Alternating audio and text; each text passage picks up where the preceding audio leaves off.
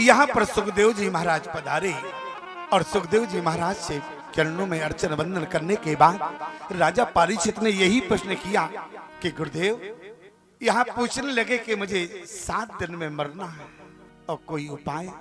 सुखदेव जी ने कहा कि 7 दिन तो बहुत होते हैं। अरे कल्याण के लिए तो एक घड़ी आधी घड़ी, क्यों 7 दिन तो बहुत हैं।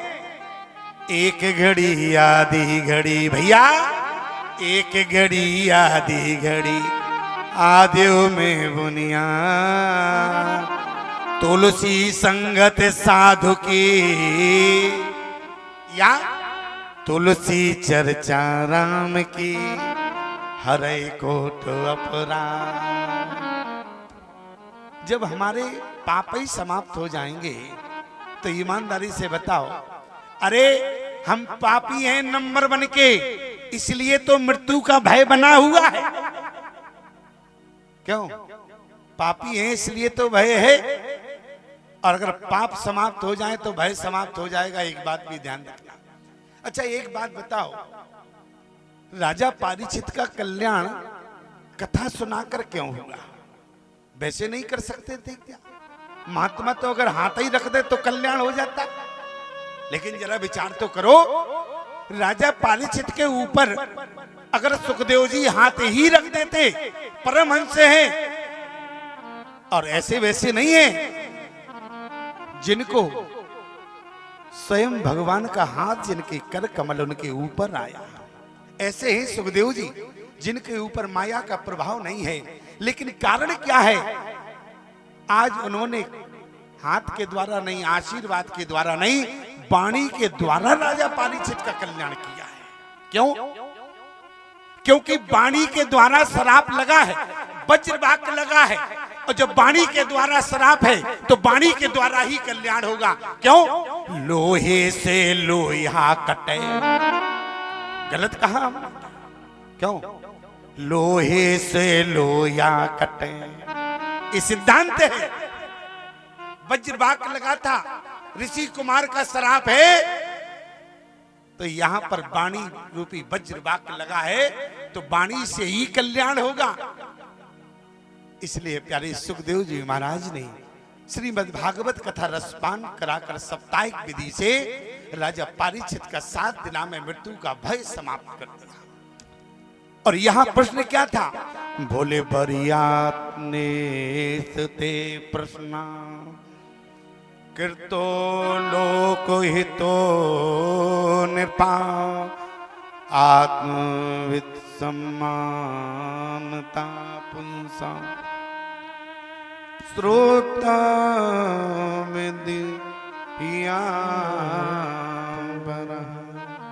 आपका प्रश्न तो बहुत अच्छा है।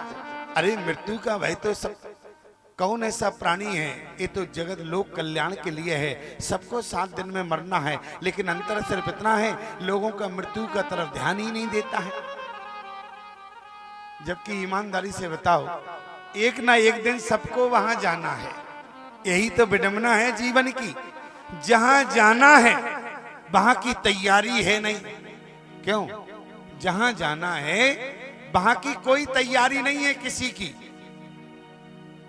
और अभी भोपाल ही जाना हो तो देखो, एक रात पहले से नींद खराब करेंगे।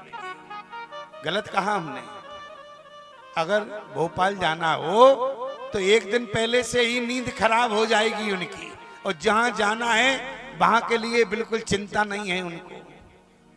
यहां सुखदेव जी कह रहे हैं राजन, राजा परीक्षित से, तुम्हारा जो प्रश्न है वो बहुत अच्छा है, लोक कल्याण का प्रश्न है। अरे जीवन, हमारा और आपका जीवन ईमानदारी से बताओ, जो 84 लाख योनियों में करते रही वही तो अभी कर रहे हो, तो क्या किया? अरे जीवन तो हमारा केवल परिवार को पालने में, दिन हमारा परिवार का पालन पोषण करने में, धन कमाने में चला गया, रात्रि हमारी भोग विलास में चली गई। लेकिन ईमानदारी से बताओ, हमने अपने लिए जीवन में उसके लिए क्या तैयारी करके रखा है? जीवन हमारा कहां गया? बोले रात गमाई सोई कर दिवस गमायो खाए, हीरा जन्मी अमोल है, कौड़ी बदले जा।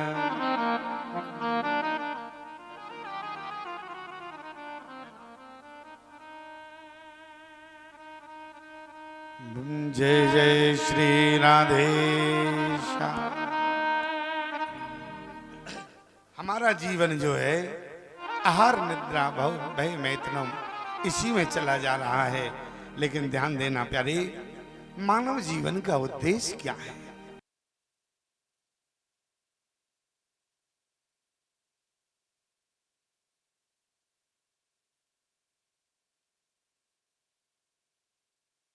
अर्थ के लिए अर्थ क्यों कमाते हो? पेट पालने के लिए पेट क्यों पालते हो? प्राण बचे रहें, क्यों? मर जाओगे तो? बोले मर गए फिर हम भगवान को कैसे पा पाएंगे? जब तुम अपना उद्देश्य जानते हो, प्राणों की रक्षा इसलिए करते हो कि प्राण जाते जाते हम पहले भगवान को पा लें, और प्राण चले गए इसके बाद में भगवान को क्या पा पाओगे? अरे प्राण रहते ही तो पा सकते हो, और प्राण चले गए तो क्या होगा? अंतकाल पछताएंगे जब प्राण जाएंगे छोड़। इसलिए मैं आपसे निवेदन करना चाहता हूं प्यारे, जब उनकी शरण में ही जाना है तो हमें ऐसे प्रभु के लिए उनके बारे में सुनो, उनके कीर्तन गाओ, उन्हीं का ध्यान करो। यहां राजा परीक्षित ने पूछा उनका ध्यान कैसे है, उनका ध्यान कैसे करना चाहिए? तब उन्होंने कहा है, सुखदेव जी महाराज कहते हैं 4 बातों का ध्यान रखना चाहिए। जितासनो जित श्वासो जित संगो जितेंद्रियम। जिता श्वासो, श्वासों को जीतो, आसन को, पहले आसन को, इसके बाद श्वासों को प्राणायाम के द्वारा, इसके बाद संसार से आसक्ति, और इसके बाद अपने इंद्रियों पर कंट्रोल रखो, इंद्रियों को। और अगर आपने इतना कर लिया, अब आपका जीवन में पक्का ध्यान, मतलब ध्यान में मन लगेगा।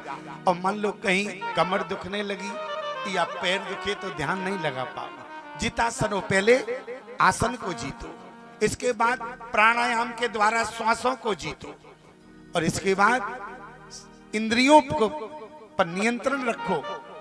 और जब इंद्रियों पर नियंत्रण होगा तो संसार से अपने आप आसक्ति हो जाएगी, और जब संसार से आसक्ति हो जाएगी तो ईमानदारी से बताओ ध्यान में मन लगेगा कि नहीं लगेगा? और अभी क्या कंडीशन है बताएं, बुरा तो नहीं मानोगे? क्यों? अभी कंडीशन क्या है ईमानदारी से बताना। अगर तुम नोट गिन रहे हो और बगल में कोई निकल जाए, बता भी नहीं पाओगे कौन निकल गया। और माला कर रहे हो, फिर देखो, क्यों? अगर माला सरक रही हो फिर कौन कौन निकल गया, क्या क्या हो रहा घर में, सब पता रहता है कि नहीं रहता? इसका मतलब अभी तुम्हारी संसार से आसक्ति नहीं है। जैसे नोट गिनते हो तो केवल तुम्हारा मन ध्यान नोटों में है, इसी तरीके से अगर तुम्हारा ध्यान में मन लग जाए, बगल में कौन निकल गया तुम्हें पता भी ना चले, समझ लेना उसी दिन तुम्हारी संसार से आसक्ति हो गई। लेकिन संसार दिखता रहे तो समझना अभी आसक्ति, फंसे हुए हो। देखो हम तो साफ बात करते हैं, हम तो बाबा बैरागी हैं, हमें कुछ लेना देना नहीं। बात मानो न मानो खुशी आपकी, बात मानो न मानो खुशी आपकी। हम मुसाफिर हैं कल अपने घरे जाएंगे, हम मुसाफिर हैं कल अपने घरे जाएंगे। बात मानो न मानो खुशी आपकी, बात मानो न मानो खुशी। हम मुसाफिर हैं कल अपने घर जाएंगे, हम मुसाफिर हैं कल अपने घर जाएंगे। राम का नाम लेकर जो मर जाएंगे, राम का नाम लेकर।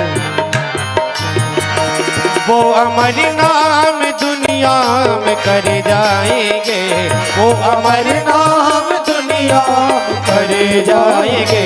राम का नाम लेकर जो मर जाएंगे, राम का नाम लेकर तर जाएंगे। बात मानो न मानो खुशी आपकी, बात मानो न मानो खुशी आपकी, ओ बात मानो न मानो खुशी आपकी, बात मानो न मानो खुशी आपकी। हम मुसाफिर हैं कल अपने घर जाएंगे, हम मुसाफिर हैं कल अपने घर जाएंगे। राम का नाम लेकर जो मर जाएंगे, राम का नाम लेकर जो मर जाएंगे।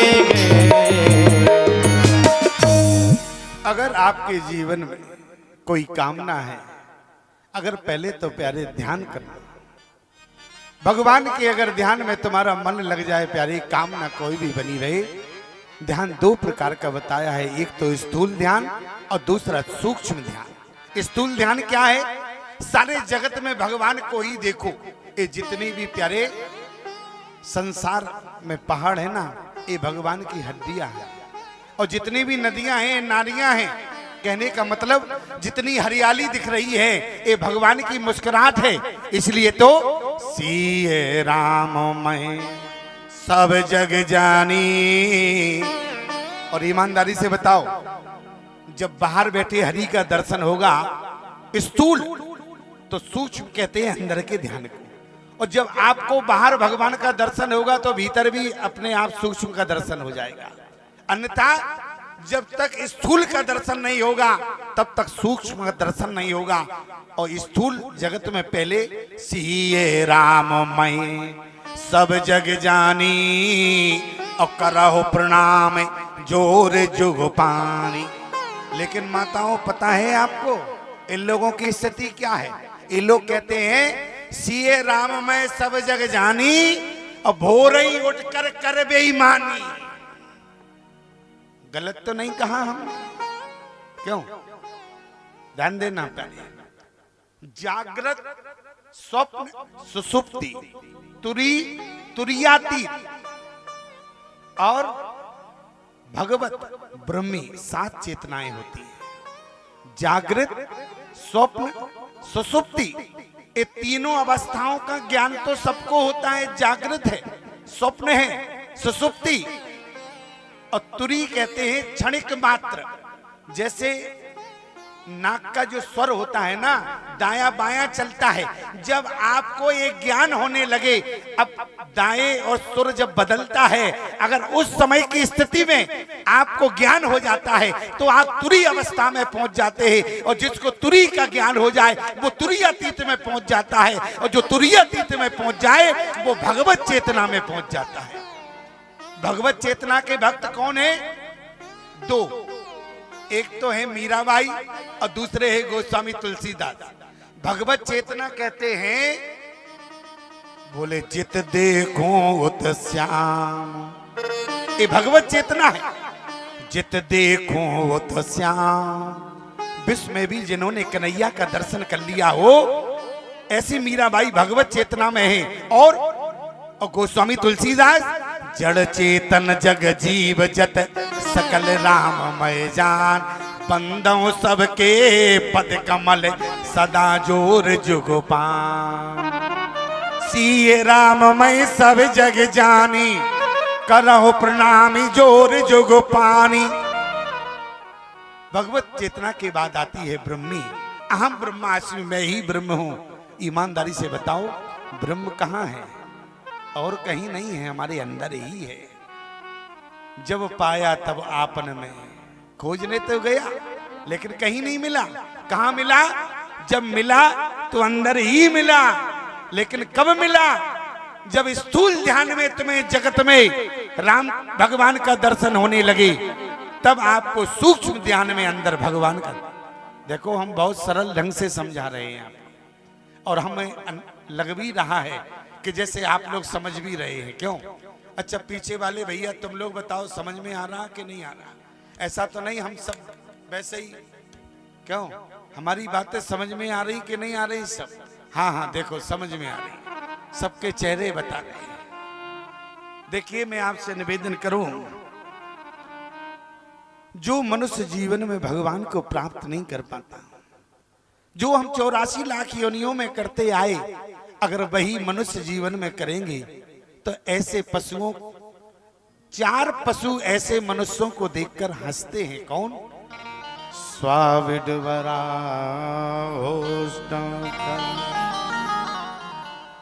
स्वा, कुत्ता जब झगड़ते देखता है ना, थोड़े से टुकड़े के पीछे लड़ रहे हैं, तो कुत्ता कहता है स्वभाव तो हमारी जाति से मिल रहा है, भले ही देखने में आदमी लग रहा, लेकिन झगड़ तो हमारी तरह रहा है, टुकड़े के ऊपर। आप कहें कुत्ता तो रोटी के टुकड़े पर लड़ता है, अरे तुम जमीन के टुकड़े पर लड़ रहे हो, है तो टुकड़े ही। क्यों? कहने का मतलब सांविडवरा, भोगी सुअर जो होता है ना, वरिष्ठा भोगी, जिसका केवल एक ही उद्देश्य है पेट भरो, कहां से भी मिले, चाहे वो चारा घोटाला हो, चाहे केवला घोटाला हो, केवल तुम तो पेट भरे जाओ। अच्छा, एक बात हमें समझ में नहीं आती, लोग पेटी भरने की बात करते हैं, क्यों? अच्छा देखो, माताएं जब भगवान के पास जाती हैं, पता है क्या कहती हैं? जब ये आरती कर रही हूं भगवान की, तो क्या कहती हैं? बोली सुख संपत्ति घर वावे। अब समझ में नहीं आए तुम्हें, क्या कोठा भरना है क्या? क्यों? अच्छा बताओ ईमानदारी से, क्या करना है? अरे पेट की गारंटी तो भगवान ने ले रखी है तुम्हारी, इस सुख संपत्ति किस लिए मांग रहे? क्यों? अगर हम पेट की बात करें, भगवान की गारंटी पेट भरने की है, पेटी भरने की नहीं है। भगवान की गारंटी पेट भरने की है, पेटी भरने की नहीं है। और माताएं सोचती हैं पेटी भर जाए, बक्सा पूरा भरा रहे हमारा, इसलिए तो सुख संपत्ति घर आवे।